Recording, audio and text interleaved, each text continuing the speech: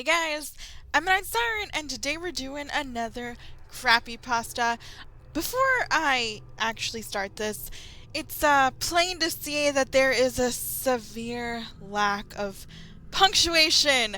Oh boy, this is going to be fun. All my favorite creepypastas just ignore the basic rules of writing. Hello, this is Caprice, and I'm here to tell the tale of what happened to my friend. The reason why he's not telling the story is because he is traumatized from the accident, but I will tell just in case if anyone catches this killer anyway. Going on with the story, it was mid-July in 2013. It was a musty night, and apparently my friend was asleep when he heard a simple female voice saying, "You must feel the pain too." In a sudden whisper, my friend looked and said he saw a girl no more older than about 15. She was holding a sledgehammer in one hand and in the other a knife, but the thing that intrigued my friend were her eyes. All there were two unusual large empty sockets. She was wearing a black shirt with a gray hoodie and black tights, along with black boots with a sandy brownish blondish hair. She knocked out my friend with the sledgehammer, and later he woke up in a hospital bed with a bandage wrapped around his heart area. I think we need to talk about the fact that this kid survived a sledgehammer to the head. Someone might be looking to recruit him for the Avengers Initiative. What happened? He asks. His mom and dad were sitting there crying. His mom then puts her head up from her sobbing face and says, sniffling, "Your heart, it's gone." What a twist!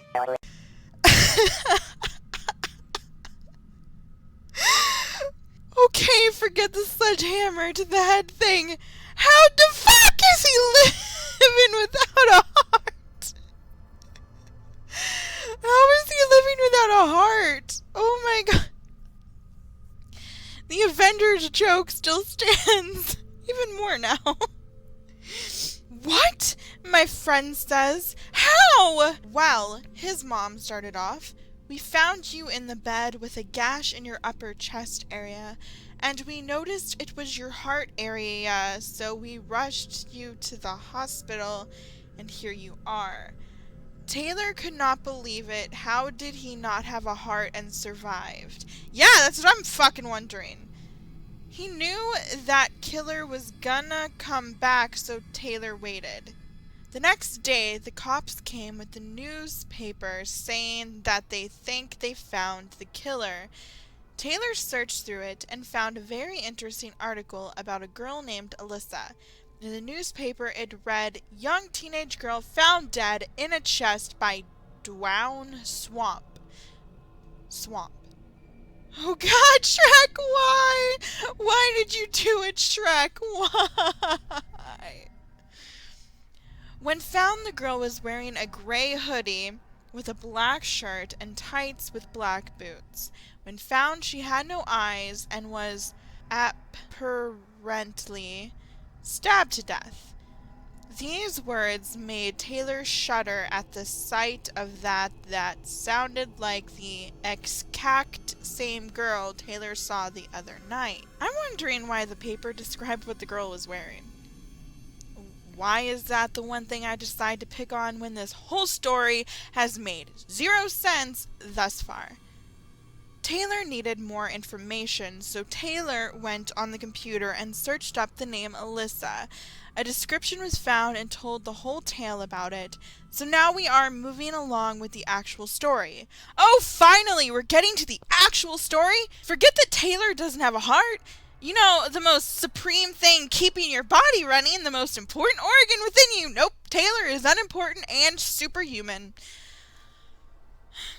Alyssa had just moved in because her dad got a big promotion in the city of Ohio. Hey, Mom! Why didn't you tell me Ohio was a city? Here I thought it was a state. Pfft, shows what I know.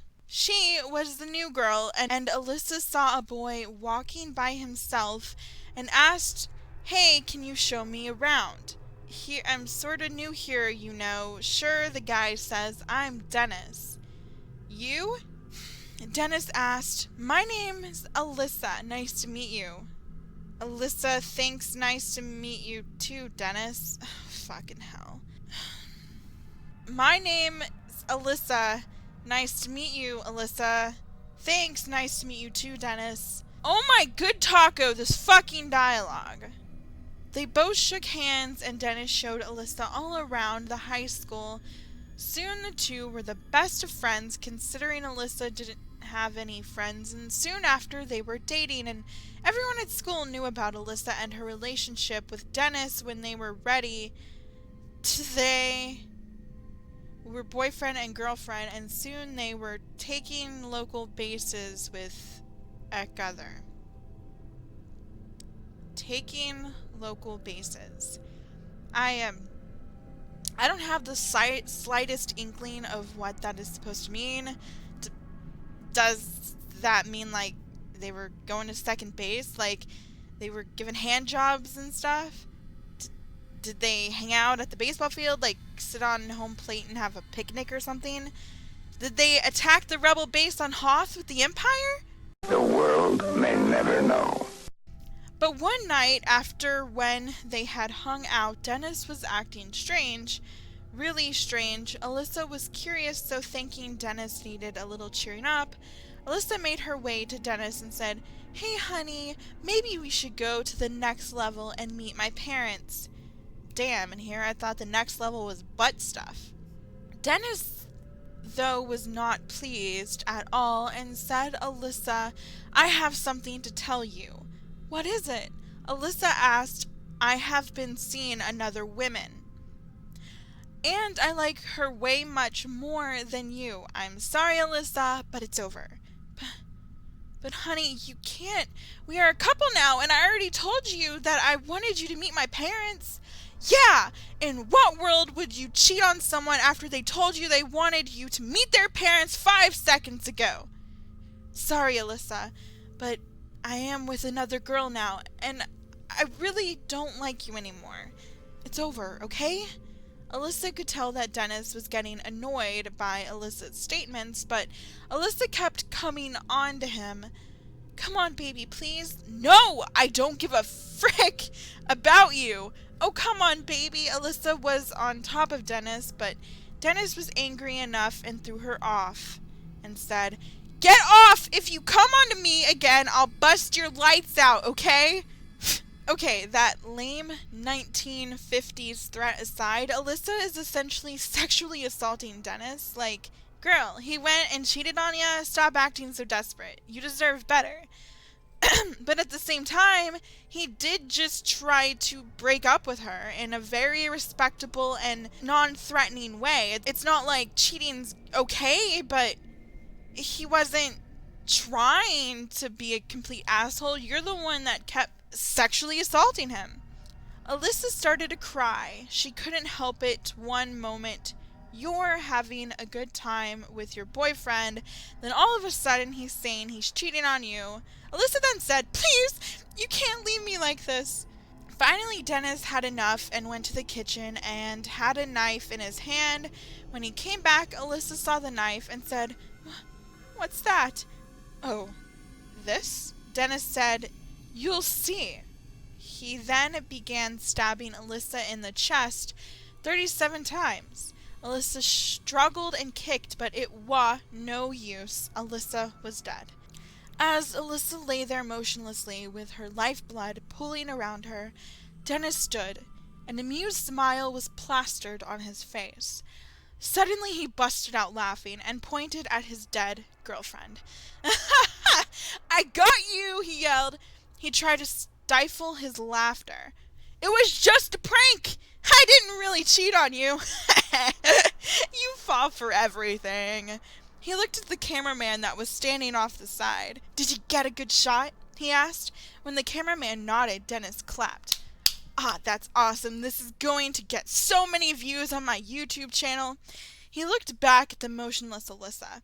A fly had landed in her open eye and was dancing around on her eyeball. Dennis squinted at her. "Come on, Liz, why aren't you getting up?" "I told you it was just a prank, bro." She didn't move. Dennis looked at her wounds. "Come on, Liz. I know I stabbed you and all, but it was just a prank. Now stop fucking around and get up." Despite Dennis's insistence on it only being a prank, that did not change the fact that he had actually stabbed her 37 times. She did not come back from the dead. The power of "it's just a prank" was not working. After repeating his key term over and over to no avail of reviving the murdered Alyssa, Dennis collapsed on his knees beside her in a pool of blood.